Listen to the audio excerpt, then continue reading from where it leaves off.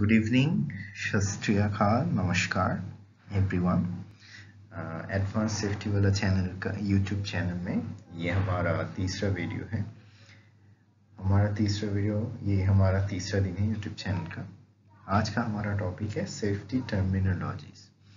कुछ safety terminologies ऐसे हैं जो सिर्फ सेफ्टी पर्सन या सेफ्टी ऑफिसर या सेफ्टी सुपरवाइजर को जानने का नहीं, जो भी प्रोफेशनली इंडस्ट्री, कोई भी मैन्युफैक्चरिंग या कंस्ट्रक्शन इंडस्ट्री से जुड़े हुए हैं या कोई भी फैक्ट्री में काम करते हैं, कोई भी वर्कर हो या स्टाफ हो या सुपरवाइजर हो या मैनेजर्स हो, सबको ये कुछ टर्मिनोलॉजीज हैं जो जानना बहुत ज़रूरी है।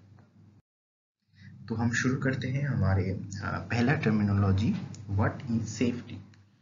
सेफ्टी का एक डेफिनेशन है जो हम ऐसे बोल सकते हैं कि safety can be termed as the degree of freedom from harm or danger.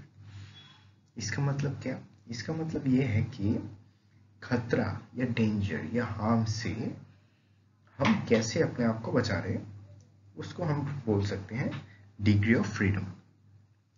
और डेंजर या हार्म से जो हमारा बचाव है उसी को हम सेफ्टी, ये वर्ड को इस्तेमाल करते हैं। अभी हम अगला टर्मिनोलॉजी में आएंगे, व्हाट इज हजार्ड। क्या है हजार्ड? हजार्ड क्या है? Any real or potential condition which may cause injury to person or illness, damage or loss of system or property or environment. इसका क्या अर्थ हुआ?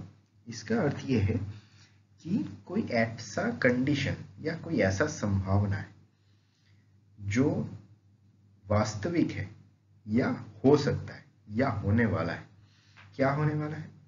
या वो कोई पर्सन को इंजरी दे सकता है, या उसको कोई शारीरिक अक्षमता दे सकता है, या उसका कोई रोग हो सकता है जिसको हम इलनेस कह रहे हैं, या फिर कुछ सिस्टम या प्रॉपर्टी। सिस्टम मतलब यहाँ पे हमारा कंस्ट्रक्शन में बहुत सारे इक्विपमेंट्स है, बहुत सारे सिस्टम्स है, प्रोसेस में बहुत सारे सिस्टम्स हैं, प्लांट्स हैं, उसको डैमेज कर सकते हैं। या फिर प्रॉपर्टी डैमेज हो सकता है, या तो फिर एनवायरनमेंट को डैमेज कर सकते हैं, पर्यावरण को डैमेज कर सकता है, या कोई संपत्ति को डैमेज कर सकता है।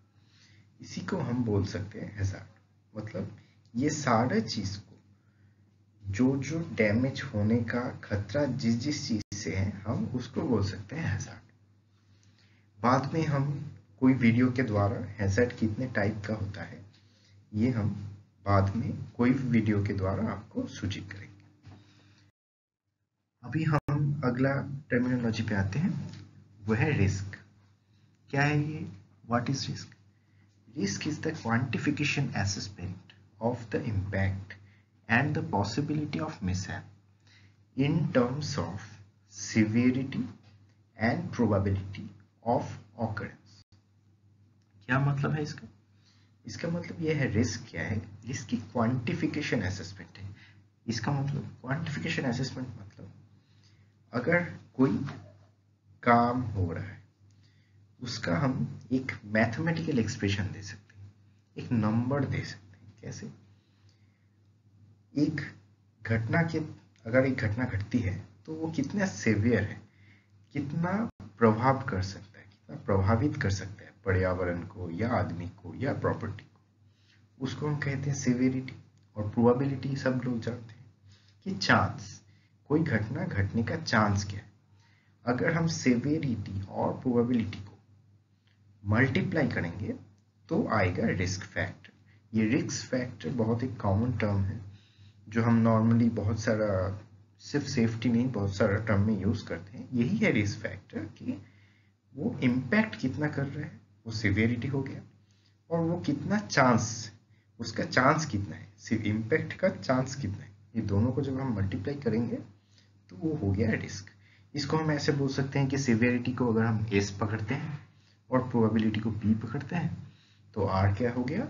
Severity into probability.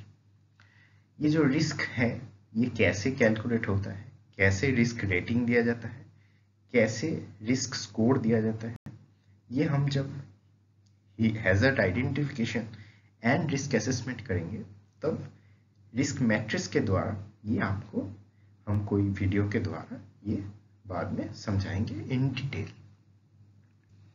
नेक्स्ट हमारा टर्मिनोलॉजी है एक्सीडेंट। एक बहुत कॉमन टर्मिनोलॉजी है एक्सीडेंट। क्या है एक्सीडेंट? एन अनप्लान्ड और undesired event which causes injury to person or death or damage to system or property or environment। क्या है इसका मतलब? इसका मतलब ये है कि कोई ऐसा घटना जो अनप्लैंड है और अनडिजायर्ड है, हम आशा नहीं करते, जो कि इंजरी दे सकता है, किसी पर्सन को हार्म कर सकता है, या किसी पर्सन का मौत हो सकता है, या फिर सिस्टम या प्रॉपर्टी को डैमेज करे, या फिर पर्यावरण को नुकसान पहुंचे। उस केस में उस घटना को हम बोलेंगे एक्सीडेंट। फिर आया इंसिडेंट। ये भी बहुत ही कॉमन टर्म है इंडस्ट्री में। क्या है इंसिडेंट? इंसिडेंट एक ऐसा इवेंट है, any event that could have resulted और डिड रिजल्ट इन इंजरी और illness, property damage, environmental degradation, adverse community reaction and business interruption। ये जो जितना मैंने यहाँ पे टर्म्स यूज किया, पहला तो इंजरी और इलनेस बहुत आसान है कि इंजरी या इलनेस होगा। प्रॉपर्टी डैमेज, कोई भी सिस्टम और प्रॉपर्टी को डैमेज कर सकता है। एनवायरमेंट डिग्रेडेशन, एनवायरमेंटल लॉस हमारा हो सकता है। एडवर्स कम्युनिटी रिएक्शन बहुत एक इंपॉर्टेंट पार्ट है। क्या है एडवर्स कम्युनिटी रिएक्शन? जैसे मान लीजिए कहीं पे कोई गैस लीकेज होता है, तो उस केस में क्या होगा? पूरा कम्युनिटी अफेक्ट होगा, पूरा एरिया अफेक्टेड होगा, जैसे हम भोपाल डिजास्टर में देखे थे। बिजनेस इंटरप्शन क्या है? अगर कोई प्लांट में कोई इंसिडेंट घट जाती है, कोई एक्सीडेंट होता है, तो उस केस में क्या होता है?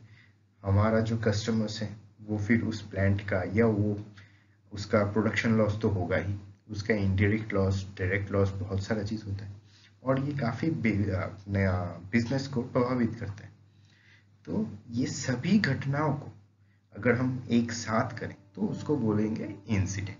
इंसिडेंट के बहुत सारी कैटेगरीज होते हैं, ये भी हम कोई वीडियो के द्वारा आपको इंसिडेंट का ब्रीफ बताएंगे। एक्सीडेंट जैसे पार्ट ऑफ एन इंसिडेंट, मतलब हर इंसिडेंट बहुत टाइप का होता है, accident is one of part of them, ऐसे हम बोल सकते हैं। अगर आपको ये वीडियो पसंद आए और आपको लगे कि ये वीडियो आपका जानकारी के लिए अच्छा है, तो हमारा YouTube चैनल को सब्सक्राइब कीजिए, शेयर कीजिए दूसरे के साथ। आप हमारे फेसबुक पेज पे आ सकते हैं। हमारा फेसबुक पेज का नाम है सेफ्टी अवेयरनेस एंड इम्प्लीमेंटेशन, और एडवांस सेफ्टी वाला की तरफ से शुभ रात्रि।